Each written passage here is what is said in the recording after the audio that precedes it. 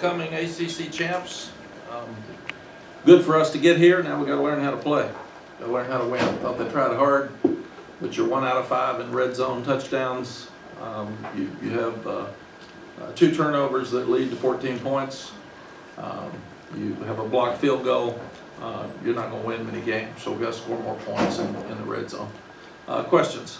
Please raise your hand. Let us get the handheld mic to you. Let us know who you are and who you're with. First question, front row. Andrew Jones, Tar Heel Illustrated.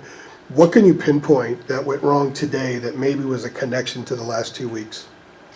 Well, let me repeat the opening statement. We were 1 out of 5 in touchdowns in the red zone. If you're going to do that, you're not going to win games. We felt like with DJ, we were going to make him beat us. We were going to stop the run, so we stacked the box. They put in Cade, and Cade played great. So we had to adjust and try to come after him with really young secondary people in the second half.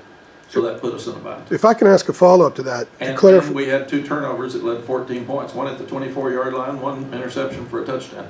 You're not going to beat a good team with those circumstances. Yeah, as a follow-up, I should have said more specifically, what are the problems in the red zone that's connecting there to the last 3 weeks? If I could answer that tonight, I'd be making more money than I am coaching.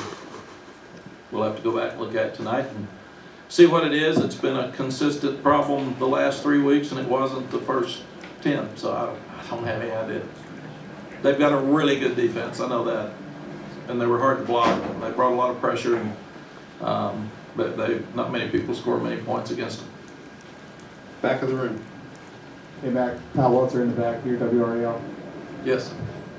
Mack, did expectations get unfairly high on this team before the last 3 games?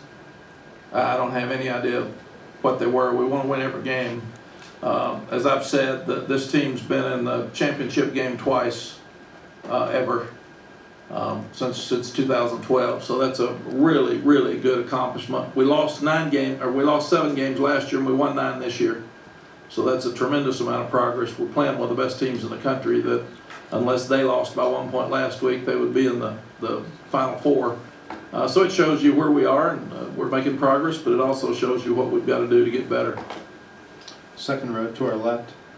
Mack, Michael Coe, WCHL Chapelboro. Was Clemson playing both quarterbacks and clubbing pretty much the entire rest of the game after those first 2 drives? Was that something that you were looking for coming into this game, or did that kind of catch you off guard a little No, Cade had played very little all year, and when he went in at Notre Dame, I think he threw an interception, so we totally thought we would see DJ because they hadn't changed all year. We stopped them the first 2 or 3 times. DJ was struggling. That's exactly what we thought would happen, and we were hoping would happen because he's played good at times. But he didn't play well last week, and he was really struggling. They weren't trying to run the ball. We thought they'd try to line up and run it down our throat like Notre Dame did, and then Cade came in and hit 20 out of 24 and 10 out of 11 the first half and really played great.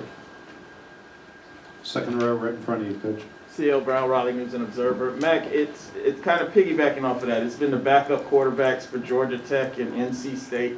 How difficult is it, and how much changes, from you guys prepare for one thing and you have to kind of change on, in the middle of the game? Like, how does that change how you defend? It's very difficult, and we've got to do a better job of it. The other thing is we've got a sophomore and 2 freshmen starting in the secondary, and you don't want to blitz. Because if you do, you leave them out there by themselves. And that's what we had to do the second half and gave up some big plays. Third row to our left, Coach. Shelby Swanson, Daily Tar Heel. Coach, what was your message to your team on the sidelines following the pick 6? Pick it up. Go back to work. This is really difficult. It's a hard thing when you're going in to score and cut the score to 24-17, and all of a sudden it's 31-10 when you're 3rd and goal from the 4. But that's part of life. When things happen bad, you got to pick it up and go back. And I didn't think we did very well there. I thought we need to mature, and thought we got our head down, which most people would do. And I didn't think we played as well in that stretch. And then they came back and kept trying, but we didn't have the same confidence.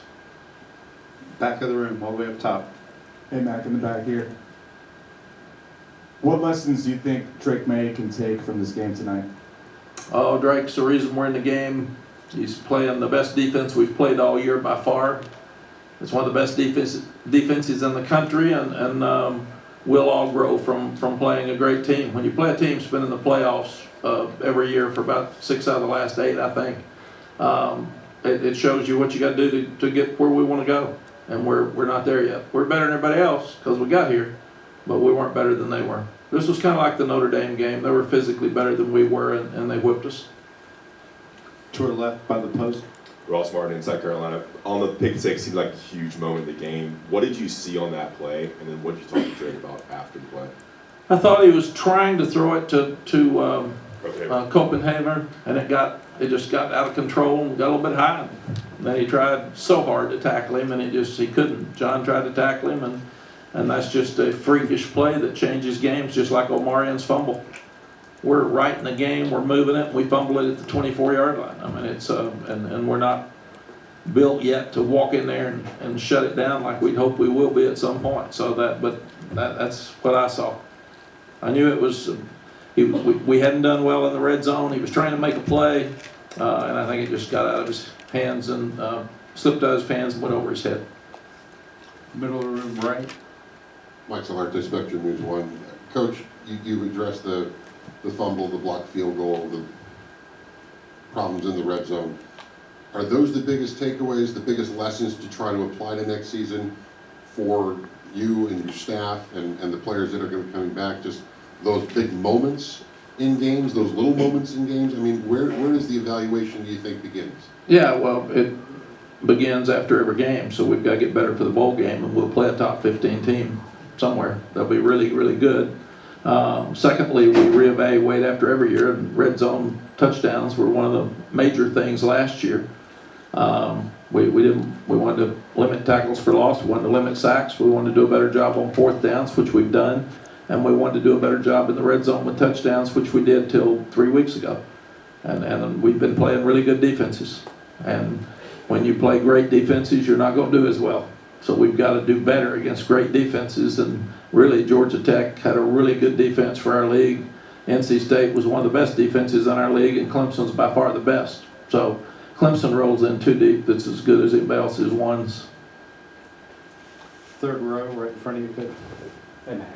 Adam Smith, Inside Carolina. You might have addressed it earlier, missed some of your early comments, but the way you're able to get the start going with the 2 stops on defense and then the opening drive, what did you think changed for you guys? Or what did Clemson adjust, do you think? Did they just decide to bring more pressure? They did, but they brought pressure the whole game. I think momentum changed when they brought Cade in, and he had an easy score. And the fumble really hurt us because it led to a quick score. And that changed momentum in the game.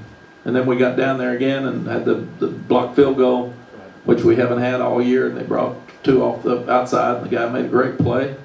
And then we get down there again and have to kick a field goal. So we just kept having negative things happen throughout the game, and I thought we lost some confidence. Any other questions? Second row to our left. Mack, Michael Coe, WCHL Chapelboro. You mentioned the bowl game. What are you going to say to the guys to pick them up after this, which could be a demoralizing loss? What are you going to say to them to sort of reset, refocus for the bowl game, which, like you said, is going to be against a good team? You know, every loss is demoralizing because you want to win so bad. And where there are expectations, you want expectations. People said people get mad when you lose now. That's good because they didn't care when we got here. Wasn't anybody in the stands, and nobody cared. And we won 5 games and lost 18 in 2 years. So I'm really glad people are mad. That's a positive. Secondly, I told the guys we got to get better. You got to learn from it. You got hard things that happen in life, and you got to take negatives and turn them into positives. And we knew this wasn't going to be easy. If we'd asked anybody in here, nobody in here would have picked us. We had our chances to play better. We had our chance to be in the game in the fourth quarter, and that's what we needed to do. In the third quarter, 1st and goal from the 10, we had a chance to cut it to 24-17. So we got to a point where we had our chances, we just didn't cash in on them, and that's what we got to do better. So were there a lot of great things tonight? Yeah. Were we awful? No. Should we have gotten beat this bad? No. We allowed things to happen that let the score get out of what it should have been. Anyone else? Okay, thank you, Coach. Okay, thank you.